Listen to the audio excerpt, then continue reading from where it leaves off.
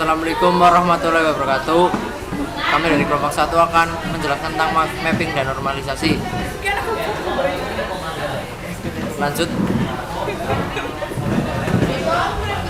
Mapping table merupakan proses perubahan dari model data konseptual atau yang biasa dikenal dengan ERD ke dalam bentuk model data fisik.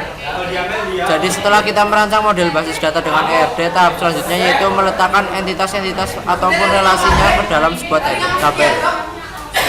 Mapping tabel mempunyai ketentuan yaitu setiap entitas pasti berubah menjadi tabel serta atributnya akan menjadi value dan dari tabel tersebut. Sedangkan relasi bisa berubah menjadi tabel dan bisa juga tidak.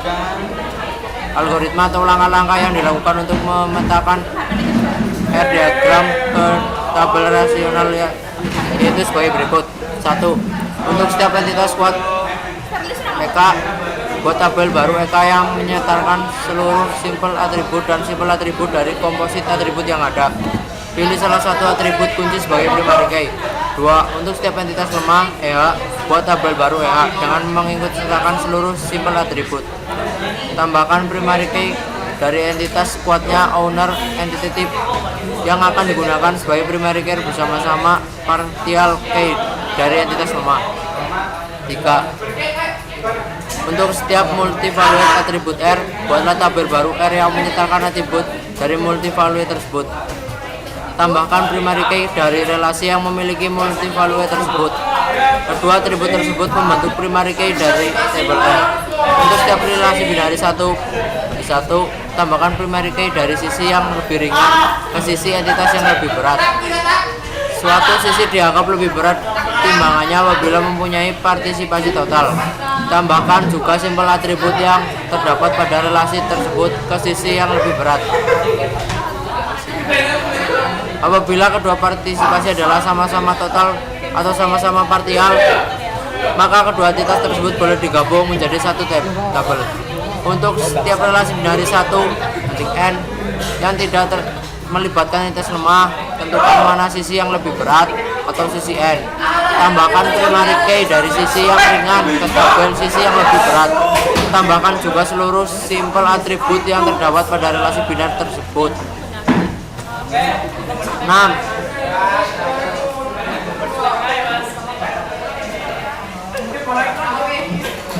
Sebenarnya masih dipakai sih itunya aja. Untuk setiap relasi M banding N, buatlah tabel baru R dengan atribut seluruh simple atribut yang terdapat pada relasi binar tersebut. Tambahkan primary key yang terdapat pada kedua sisi ke tabel R. Kedua foreign key yang didapat dari kedua sisi tersebut digabung menjadi satu membentuk primary key dari tabel R. Untuk setiap relasi lebih dari dua entitas, n-nary atau ternary meliputi dua alternatif yaitu buatlah tabel R yang menyertakan seluruh primary key dari entitas yang ikut serta. Sejumlah n foreign key tersebut akan membentuk primary key untuk tabel R. Tambahkan seluruh simple atribut yang terdapat pada relasi n-nary tersebut. Mengubah bentuk relasi ternary menjadi entitas lemah, kemudian memperbaiki relasi yang terjadi antara entitas lemah tersebut dengan entitas kuatnya dan melakukan algoritma mapping sesuai dengan aturan mapping. Di bawah ini merupakan beberapa aturan transformasi relasi. 1. Entitas dengan derajat relasi 1, maka relasi tidak menjadi tabel, melainkan dilakukan penambahan atribut relasi ke tabel yang mewakili salah satu entitas yaitu primary key dari relasi yang kardinalitas minimum. Entitas dengan derajat relasi 1n, maka relasi tidak menjadi tabel, melainkan dilakukan penambahan primary key dari entitas derajat 1 ke entitas berderajat n. Entitas dengan derajat relasi nn, maka relasi tersebut akan menjadi sebuah tabel, di mana pada tabel tersebut akan ditambahkan primary key dari entitas yang berhubungan. Ini contoh mapping ERD ke tabel sistem basis data perusahaan. Penyelesaian. 1. Berdasarkan algoritma nomor 1, aturan tentang entitas kuat, maka dilakukan beberapa langkah di bawah ini. A. Untuk setiap entitas kuat, buatlah entitas kuat baru tabel baru. Contoh, sertakan seluruh simple atribut dari komposit atribut yang ada. Pilih salah satu atribut kunci sebagai primary key.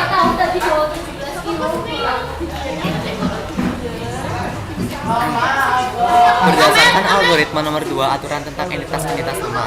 Untuk setiap entitas lemah EH, lakukan beberapa langkah di bawah ini. Yang pertama, buat tabel baru EH. Yang kedua, sertakan seluruh simple atribut. Yang ketiga, tambahkan primary key dari entitas kuatnya. Owner entity type yang akan digunakan sebagai primary key bersama-sama partial key dari entitas lemah. Berdasarkan algoritma nomor 2, aturan tentang relasi multi-value atribut. Untuk setiap multi-value atribut R, A. Buatlah tabel baru R yang menyertakan atribut dari multi-value tersebut. B. Tambahkan primary key dari relasi yang memiliki multi-value tersebut. Kedua atribut tersebut membentuk primary key dari tabel R. Untuk setiap relasi binari 1:1, tambahkan primary key dari sisi yang lebih ringan ke entitas yang lebih berat. Suatu sisi dianggap lebih berat timbangannya apabila mempunyai partisipasi total. Tambahkan juga simple atribut yang terdapat pada relasi tersebut ke sisi yang lebih berat. Untuk setiap relasi binary 1:n yang tidak melibatkan entitas lemah, tentu mana sisi yang lebih berat, tentukan mana sisi yang lebih berat, sisi n. Tambahkan primary key dari sisi yang ringan terhadap sisi yang lebih berat. Tambahkan juga seluruh simple atribut yang terdapat pada relasi binary tersebut. Habis slide ini Putri. Untuk setiap relasi binary M/n, buatlah tabel baru R dengan atribut seluruh simple atribut yang terdapat pada relasi binary tersebut. Tambahkan primary key yang terdapat pada kedua sisi ke tabel R. Kedua forage key yang didapat dari kedua sisi tersebut digabung menjadi satu membentuk primary key dari tabel R.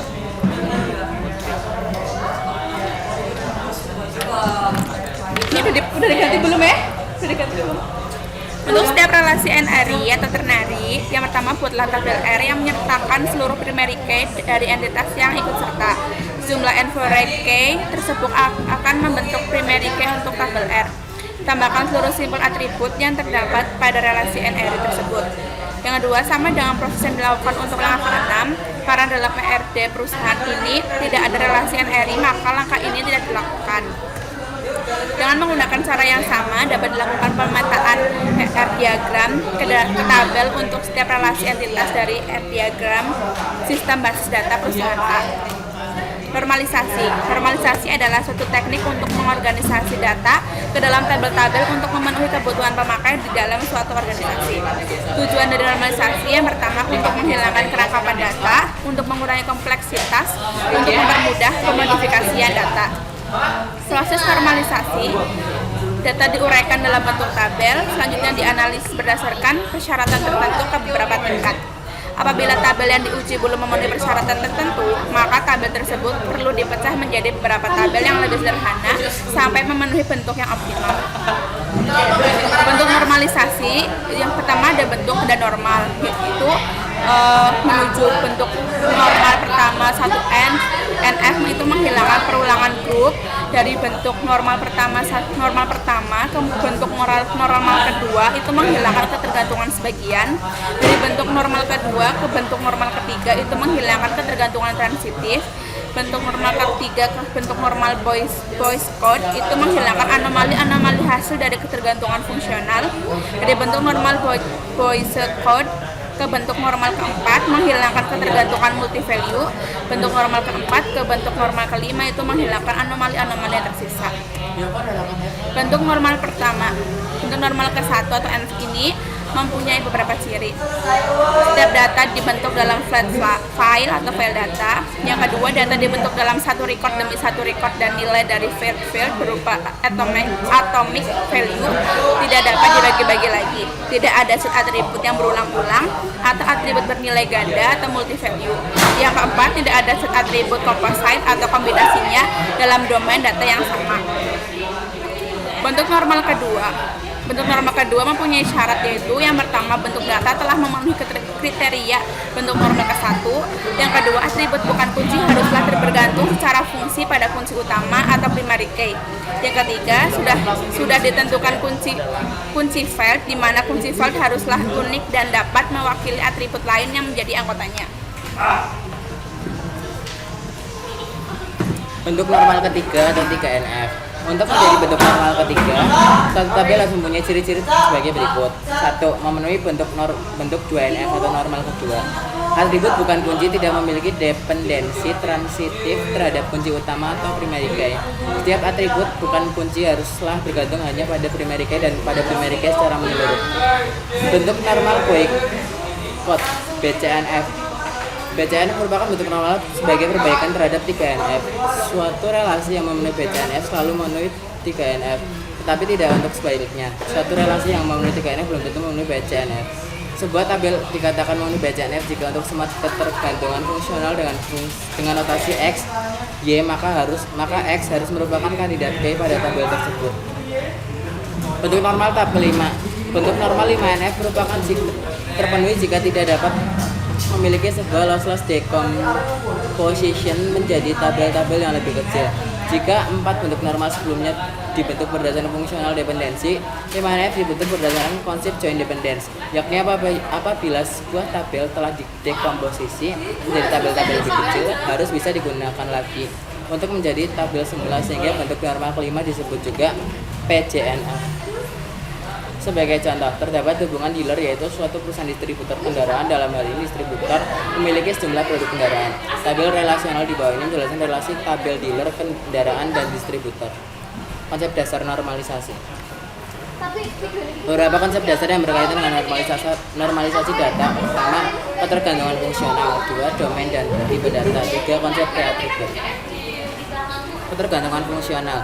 Atribut Y pada relasi R dikatakan tergantung fungsional pada atribut X jika dan hanya jika setiap nilai X pada relasi R mempunyai tepat satu nilai Y pada R. Misal terdapat skema database pemasok barang dengan tabel pemasok NOPEM dan NAPEM. Perhatikan tabel yang ini. Tabel ini ketergantungan fungsional dari tabel pemasok barang adalah NOPEM ke NAPEM. Nama pemasok tergantung secara fungsional dari nomor pemasok. Ketergantungan terbagi menjadi dua, yaitu ketergantungan fungsional penuh dan ketergantungan transitif.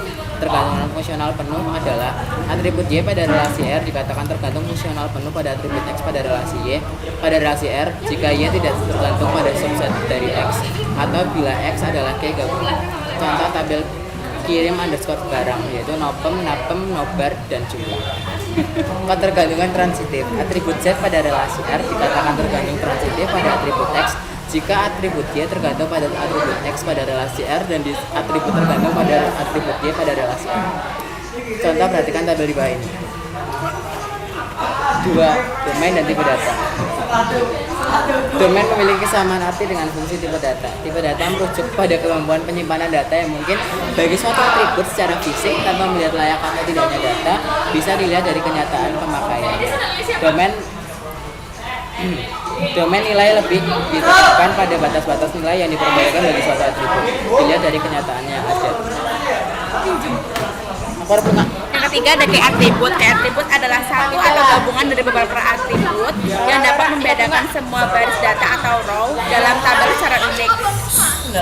Ragam atribut kunci antara lain, yang pertama ada kandidat key, yaitu kunci kandidat atau kunci calon. Yang kedua ada primary key, yaitu kunci primer. Yang ketiga ada alternate key, yaitu kunci alternatif. Yang keempat ada foreign key, yaitu kunci tertentu. Kriteria atau persyaratan normalisasi. Dalam perspektif normalisasi, sebuah tabel dapat dikategorikan baik efisien atau normal jika telah memenuhi 3 syarat kriteria, yaitu yang pertama, jika ada dekomposisi atau penguruyan tabel, maka dekomposisinya harus dijamin aman atau lossless joint decomposition. Yang kedua, terpeliharanya ketergantungan fungsional pada saat perubahan data atau dependency preservation. Yang ketiga, tidak melanggar boycott, normal form atau BCNF. Contoh normalisasi. Yang pertama seperti ini. Contoh dalam bond pembelian. Contoh normalisasi yang kedua. Sekian presentasi dari kami. Terima kasih. Apabila ada kesalahan, mohon maaf.